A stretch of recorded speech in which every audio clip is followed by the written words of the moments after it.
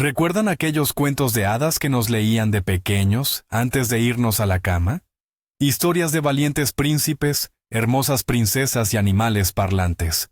Un ambiente de lo más acogedor, ¿verdad?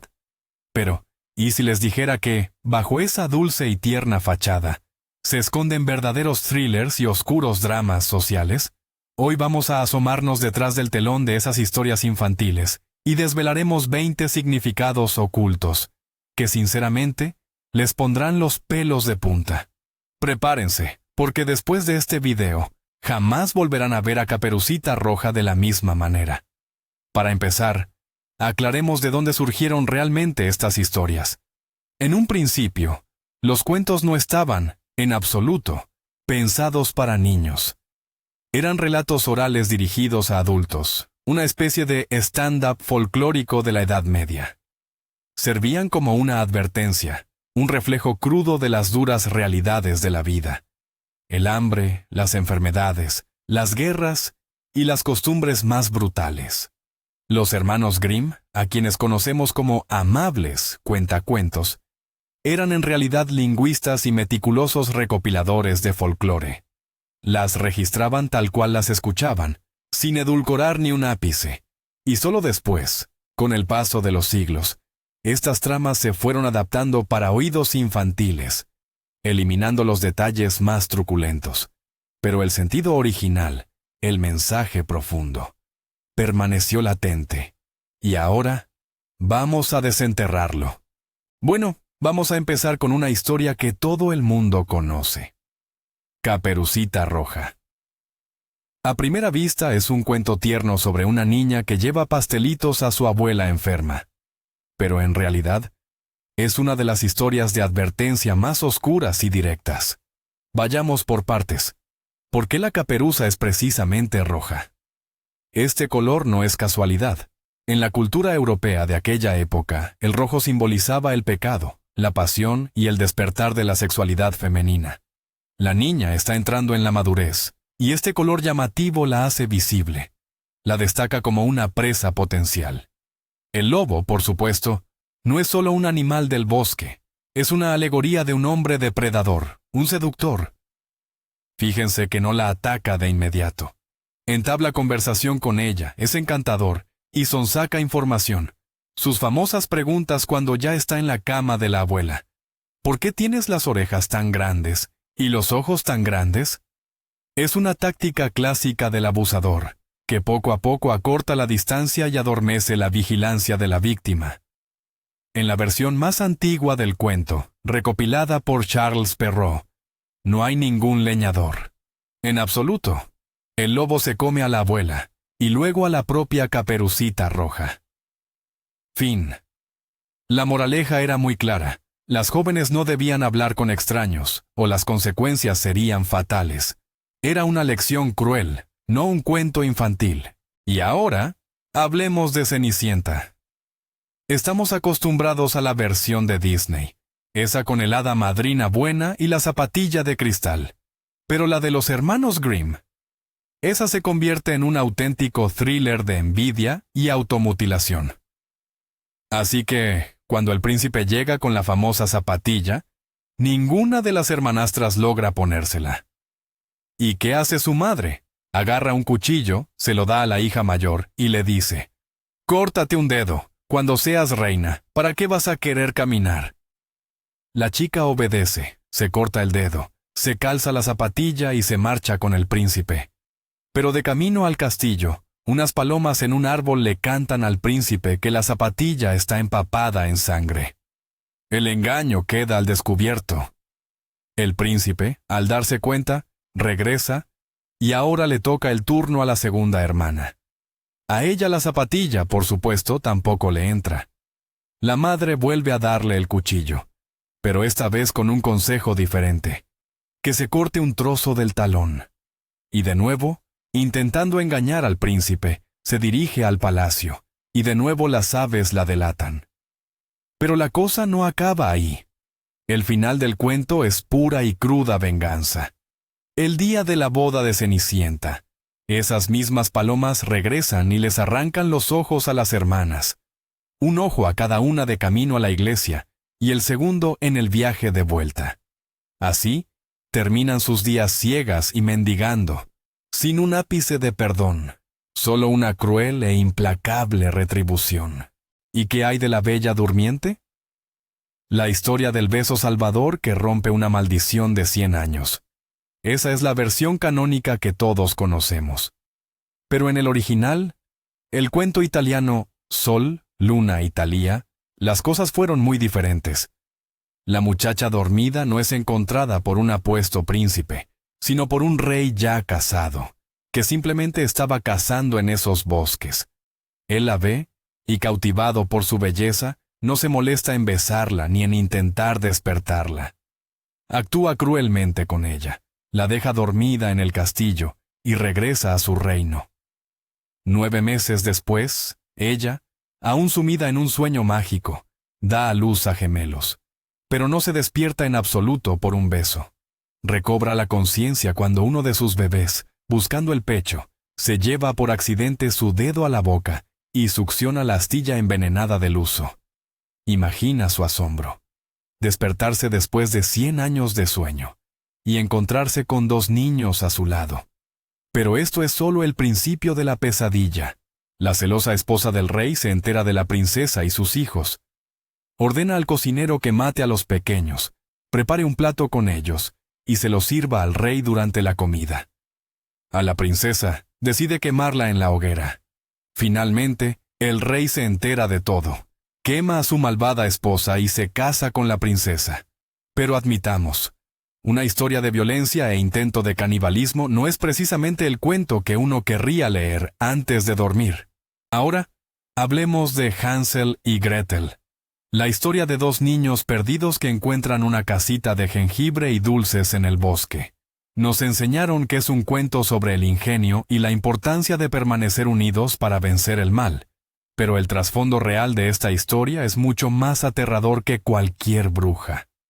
Este cuento es un reflejo directo de la gran hambruna que asoló Europa en el siglo XIV.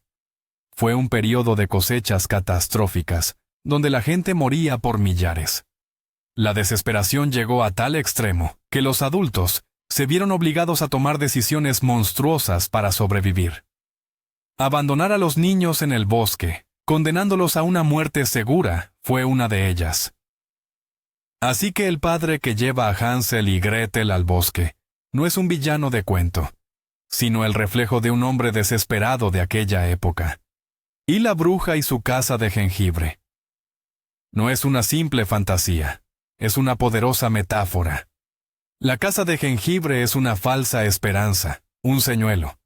En tiempos de hambruna, cualquier comida parecía una salvación. Y la bruja que engorda a los niños para comérselos es una alegoría del canibalismo, que, según los historiadores, sí tuvo lugar en los años más oscuros de la hambruna. Los niños, a su vez, para sobrevivir, deben mostrar una crueldad extrema y quemar a la bruja en el horno. Es un cuento de supervivencia en un mundo donde no hay lugar para la compasión, solo para el hambre y la muerte. Y ahora, sumerjámonos en las profundidades marinas, hacia la historia de la Sirenita. La versión de Disney nos regaló a una Ariel pelirroja, que canta canciones, y al final, consigue tanto sus piernas como al príncipe. Pero el cuento original de Hans Christian Andersen es una tragedia llena de dolor físico y emocional. Primero, el precio por tener piernas fue mucho más alto que solo su voz. La bruja del mar le advirtió a la sirenita que cada paso que diera en tierra se sentiría como si caminara sobre cuchillas afiladas. Cada instante en tierra era una tortura para ella. Bailó para el príncipe, sonriendo mientras sus pies sangraban, ocultando un dolor insoportable. En segundo lugar, el príncipe. Él nunca la amó de verdad. La trataba como a una criatura linda y exótica, casi como a una mascota. La llamaba su hallazgo, y le permitía dormir en una almohada a sus pies. Al final, se casó con una princesa terrenal, a quien por error confundió con su salvadora. Y el final. Las hermanas de la sirenita le traen una daga que habían canjeado a la bruja por sus propios cabellos. Para salvarse y volver a ser una sirena, Tenía que matar al príncipe y bañar sus pies con su sangre. Pero no pudo. Arrojó la daga al mar y al amanecer se lanzó al agua, donde su cuerpo se disolvió, convirtiéndose en espuma de mar. Nada de vivieron felices para siempre. Solo autosacrificio, amor no correspondido y dolor eterno. Blancanieves y los 7 enanitos. A primera vista parece la clásica historia de la lucha del bien contra el mal. Pero si rascamos la superficie, se revela un oscuro drama psicológico sobre la envidia femenina, el narcisismo y el miedo a envejecer. La verdadera villana aquí es la madrastra, la reina. Su obsesión con la pregunta ¿quién es la más hermosa de todas? No es simplemente la vanidad de un cuento de hadas. Es la manifestación de un trastorno narcisista extremo.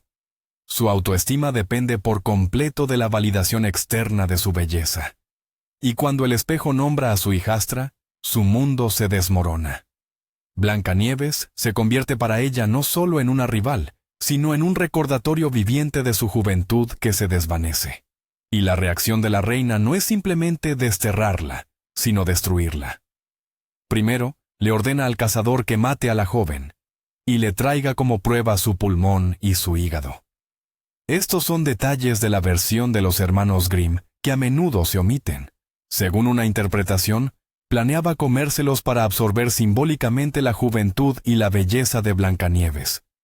Los 3 intentos de asesinato, el cordón asfixiante, el peine envenenado y, finalmente, la manzana, demuestran su obsesión maniática. ¿Y los enanitos? No son tanto salvadores como símbolos de un mundo patriarcal que está dispuesto a acoger a una mujer hermosa, pero solo en el papel de ama de casa. Ella cocina, limpia y cose, mientras ellos trabajan. Este no es tanto un cuento sobre magia, sino sobre la fuerza destructiva de la envidia y los crueles roles sociales. Ahora, hablemos de algo menos evidente. Ricitos de oro y los 3 osos. De niños, este cuento nos parece una historia divertida sobre una niña demasiado curiosa que se metió en la casa equivocada. Pero originalmente, era una dura parábola sobre las consecuencias de traspasar los límites ajenos. En las versiones más tempranas de esta historia, la protagonista no era una dulce niña, sino una anciana astuta y fea. Ella invadía deliberadamente la casa de los osos, para aprovecharse de su comida y su comodidad. Era una historia de robo y descaro, no de curiosidad infantil. Los osos, al regresar a casa y encontrar el desorden, no estaban sorprendidos en absoluto, sino furiosos anfitriones. Sus famosas frases, ¿quién se sentó en mi silla? ¿Quién comió de mi plato? No eran simples preguntas, sino una ira creciente. Y el final no era nada inofensivo. En algunas versiones, los osos simplemente se comen a la descarada anciana. En otras, la lanzan por la ventana y ella se rompe el cuello. Y en la versión más suave, ella simplemente huye al bosque, pero el mensaje sigue siendo el mismo. La invasión del espacio ajeno, de una casa ajena, no quedará impune. Este cuento no enseñaba curiosidad, sino respeto por la propiedad privada y los límites personales, y lo hacía de una forma muy dura. Rumpelstiltskin. Un cuento sobre un pequeño y malvado enano con la habilidad de hilar oro a partir de paja.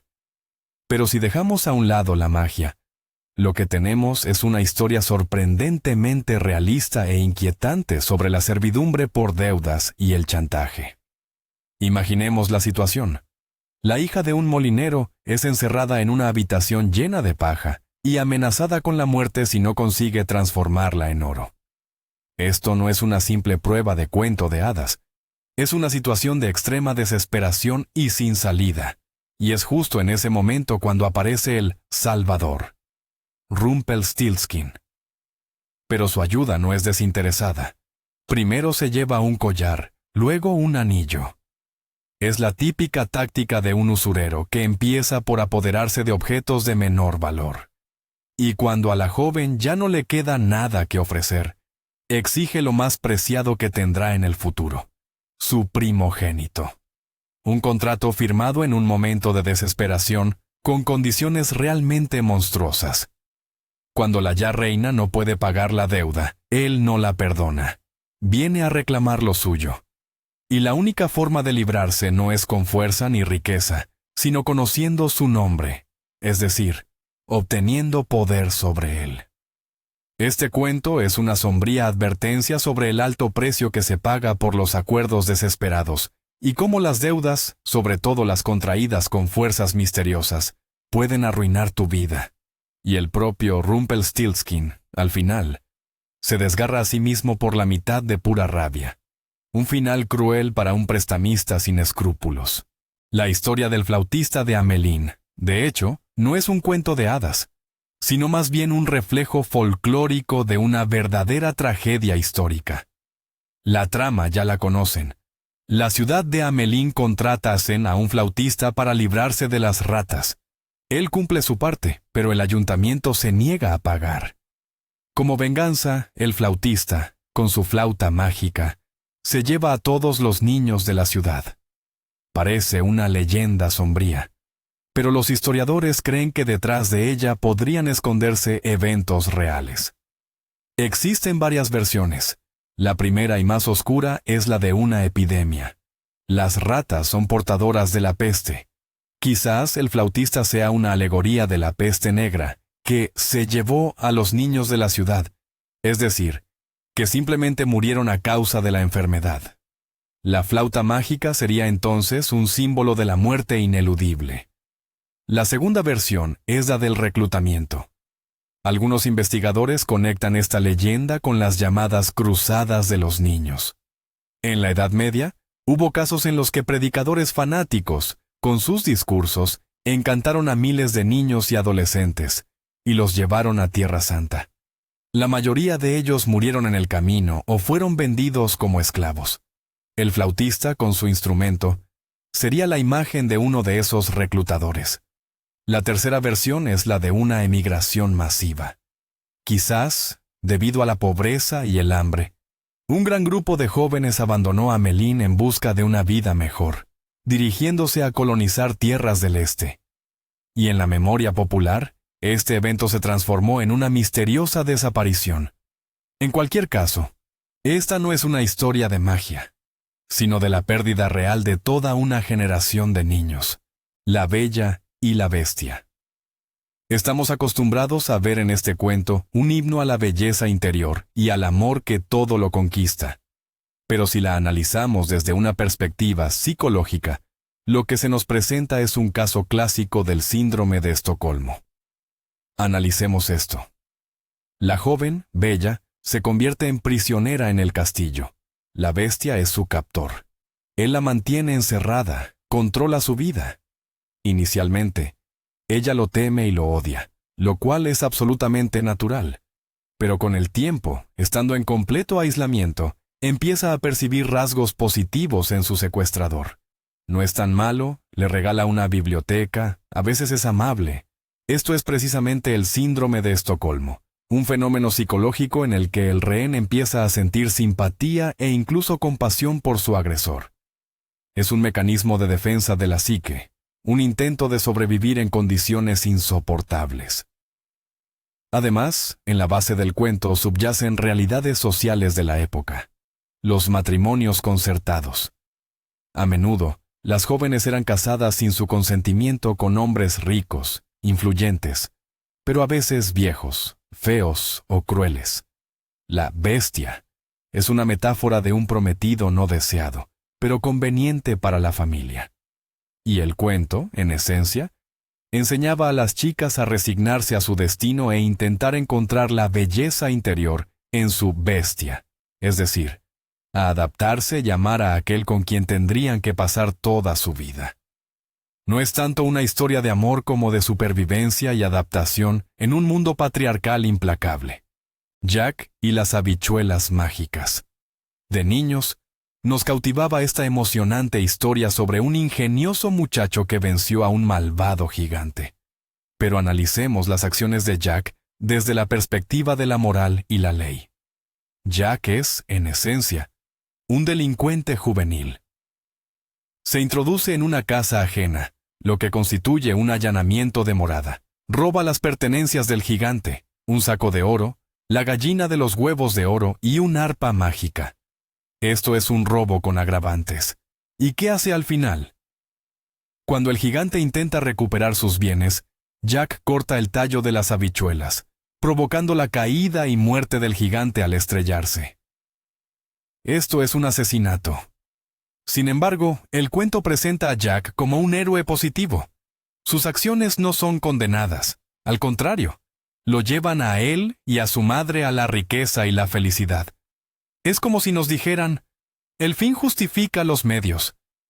Si eres pobre y alguien es rico, y además grande y temible, entonces está permitido e incluso justificado robarle y matarle. Esta es una moralidad muy cuestionable. La historia glorifica el robo, el engaño y el asesinato, cuando son cometidos por el pequeño contra el grande. En esencia, es una justificación del crimen debido a la desigualdad social.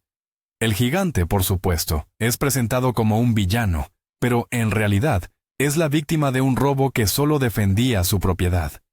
Y Jack es un ladrón afortunado y un asesino, a quien se nos propone considerar un héroe. Ahora, pasemos a un cuento que nos es muy querido y familiar. La princesa rana. La recordamos como una historia que nos enseña que las apariencias engañan, y que detrás de un aspecto modesto puede esconderse un alma hermosa. Pero uno de los aspectos clave de este relato, que a menudo pasamos por alto, es la lección sobre la ruptura de un pacto y las graves consecuencias de la impaciencia.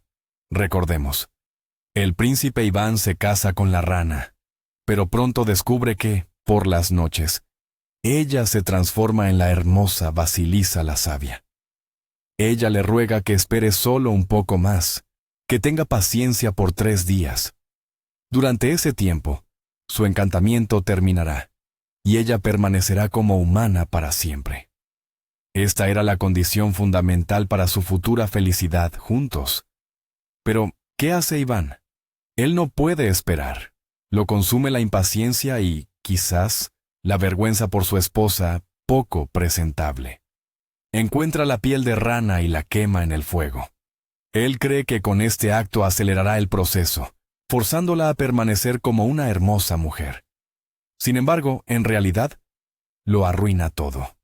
Rompe las reglas del mundo mágico, rompe su palabra, aunque tácita, la de tener paciencia.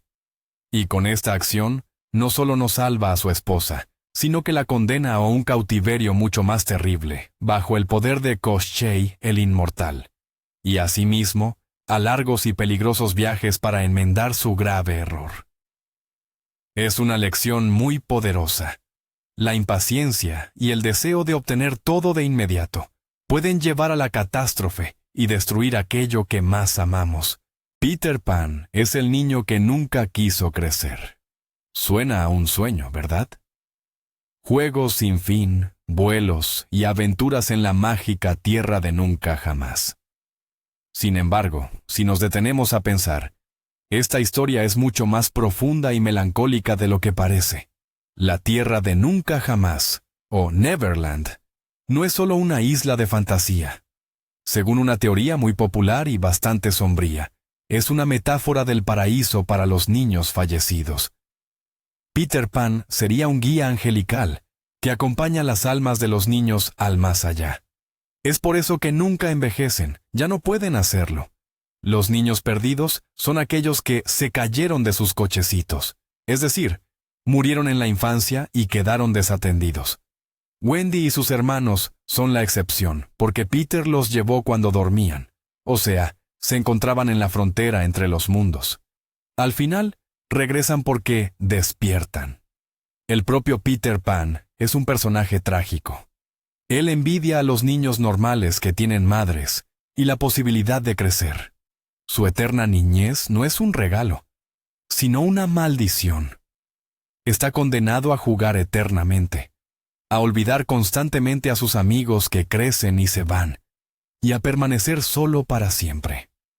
Esta no es una historia sobre la alegría de la infancia, sino sobre el miedo a crecer, la soledad y, quizás, sobre la aceptación de la mortalidad infantil en la época victoriana, cuando ésta era aterradoramente alta. Las aventuras de Pinocho. Para la mayoría de nosotros, la imagen que viene a la mente es la de la película animada de Disney, sobre un adorable niño de madera al que le crece la nariz cuando miente.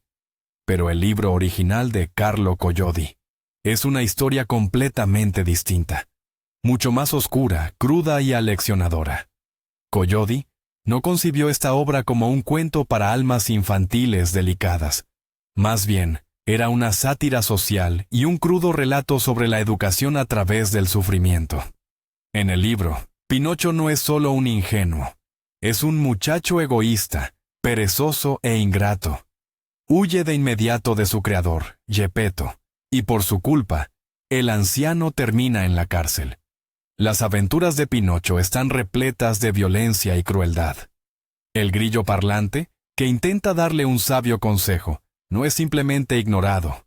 Pinocho, en un arrebato de ira, le lanza un martillo de madera y lo mata en el acto. Sí, en el libro, asesina a su propia conciencia. Pero lo más impactante es el final original. Collodi no tenía ninguna intención de convertir a Pinocho en un ser humano. Su historia debía terminar en el capítulo 15. Los bandidos, el gato y la zorra atrapan a Pinocho, le quitan las monedas y lo cuelgan de un roble. El autor lo describe así. Sintió que su aliento se cortaba y ya no podía decir ni una palabra. Cerró los ojos, abrió la boca, estiró las piernas y, con un fuerte estremecimiento, quedó inmóvil. Ese iba a ser el final. Fue solo a petición del editor de la revista donde se publicaba la novela que Collodi escribió la continuación, añadiendo su rescate y posterior transformación en humano. El cuento de Barba Azul es, sin exagerar, un thriller de terror medieval en estado puro, disfrazado de historia infantil. No es solo un cuento, es un auténtico proto-slasher diseñado para infundir terror en sus jóvenes lectoras. El protagonista, Barba Azul, es un aristócrata acaudalado con una apariencia inquietante. Se casa con una joven y le entrega las llaves de todo el castillo, pero le impone una única condición: jamás entrar en una pequeña habitación en el sótano. Es el clásico motivo del fruto prohibido, que juega con la curiosidad humana. Por supuesto, la joven no puede resistir la tentación. Abre la puerta y ve una habitación empapada en sangre, con los cuerpos de todas las esposas anteriores de Barba Azul colgando de las paredes. Es un asesino en serie. La llave, manchada de sangre, se convierte en la prueba irrefutable de su desobediencia. Cuando Barba Azul regresa y ve la llave manchada, sin dudarlo le anuncia a su esposa que ahora le espera el mismo destino. Es rescatada en el último momento por sus hermanos, quienes irrumpen en el castillo y matan al maníaco. La moraleja superficial del cuento apunta al peligro de la curiosidad femenina. Pero en realidad, es una advertencia escalofriante de que detrás de la fachada de riqueza y poder, puede acechar un peligro monstruoso, y que un matrimonio con un desconocido puede convertirse en una trampa mortal. Es una historia sobre la violencia doméstica y la tiranía llevada al horror absoluto. Desde pequeños, la fábula de Los Tres Cerditos nos parece sencilla y con una lección clara. Sé trabajador y previsor como el tercer cerdito, y ningún lobo te asustará. Las casitas de paja y madera representan la pereza, mientras que la de piedra simboliza el esfuerzo y la diligencia. Pero tras esta aparente simplicidad, se esconde una filosofía mucho más cruda y pragmática. En esencia, este cuento es un microcosmos del darwinismo social. No sobrevive simplemente el más trabajador, sino el mejor preparado, el que posee los recursos. Construir una casa de piedra es, sin duda, mucho más costoso y requiere más tiempo que una de paja. Esto sugiere que el tercer cerdito era, o bien el más inteligente, o el más rico desde el principio. ¿Y el destino de sus hermanos? En la mayoría de las adaptaciones modernas, simplemente escapan y se esconden en la casa de piedra. Pero en la versión original del cuento popular inglés, la realidad es mucho más cruda y aterradora. El lobo sopla la casita de paja y se come al primer cerdito. Luego destruye la casa de madera y se come al segundo. No hay salvación. Y en el final, el tercer cerdito no se limita a esconderse del lobo. Cuando el lobo intenta entrar por la chimenea, el cerdito coloca una olla con agua hirviendo al fuego. El lobo cae directamente en ella, y el previsor cerdito tapa la olla, cocina al lobo, y se lo come para cenar. Esta no es una historia de hermandad o ayuda mutua, sino de la implacable supervivencia del más fuerte, quien al final no solo se salva a sí mismo, sino que literalmente banquetea con los restos de su enemigo, Rapunzel. Una joven con un cabello increíblemente largo, encerrada en una alta torre sin puertas. Una historia de amor que supera todos los obstáculos. Pero, en realidad, es una metáfora muy precisa de la sobreprotección y las devastadoras consecuencias del control parental. La bruja, Madre Gothel, no es solo una villana. Es la encarnación de un progenitor tóxico que, bajo el pretexto de protección y amor, aísla por completo a su hijo del mundo exterior. La torre sin puertas es un símbolo de control total, una prisión construida a base de cuidado. Gothel convence a Rapunzel de que el mundo exterior es peligroso y cruel, y que solo ella puede protegerla. Esta es una manipulación clásica, diseñada para mantener al niño a su lado para siempre. La aparición del príncipe representa el primer intento de Rapunzel de independizarse, de construir su propia vida. ¿Y cuál es la reacción de la cariñosa madre? Furia. No deja ir a su hija. Le corta su hermoso cabello, símbolo de su feminidad y de su conexión con el mundo exterior. Y la expulsa al desierto, donde se ve obligada a vagar en la miseria. Al príncipe también lo mutila, cegándolo. Esta es una historia de cómo un amor parental asfixiante, que niega al hijo el derecho a su propia vida, termina por conducir a la tragedia. El cuento demuestra que intentar proteger a un hijo de todos los peligros del mundo, encerrándolo en una torre, no es cuidado, sino egoísmo que daña tanto al niño como a su futuro. El patito feo. Es una de las historias más conmovedoras y esperanzadoras de Andersen. Nos enseña a no desesperar si somos diferentes, porque un día encontraremos nuestro lugar y floreceremos. Pero detrás de esta idea tan positiva se esconde un subtexto bastante duro, e incluso aristocrático. Pensemos un momento en lo que realmente sucede en el cuento. El patito no sufre por ser malo, sino porque nació en la familia equivocada. Es un cisne atrapado entre patos. Todas sus humillaciones y padecimientos no terminan gracias a sus esfuerzos, trabajo o bondad. Concluyen simplemente porque, al fin, encuentra a los suyos, otros cisnes igual de hermosos. El cuento no nos dice que un pato feo puede convertirse en un pato bonito. Lo que nos dice es que si naciste cisne, eres hermoso por derecho de nacimiento, incluso si te encuentras temporalmente en el fango. Y si naciste pato, bueno, pues te quedarás pato. En este sentido, el cuento refleja la idea de la nobleza innata y la desigualdad de clases. Tu valor está predestinado por tu origen. La sangre azul siempre se manifestará. No es una historia de movilidad social, donde cualquiera puede alcanzar el éxito. Es una historia sobre la importancia de encontrar tu lugar entre tus iguales de nacimiento. La moraleja resulta bastante snob. La verdadera felicidad y el reconocimiento solo son posibles en el círculo de los tuyos por sangre. La princesa y el guisante es un cuento corto y a primera vista divertido. El príncipe busca a una princesa de verdad y su madre ideó una prueba. Puso un guisante debajo de 20 colchones y 20 edredones.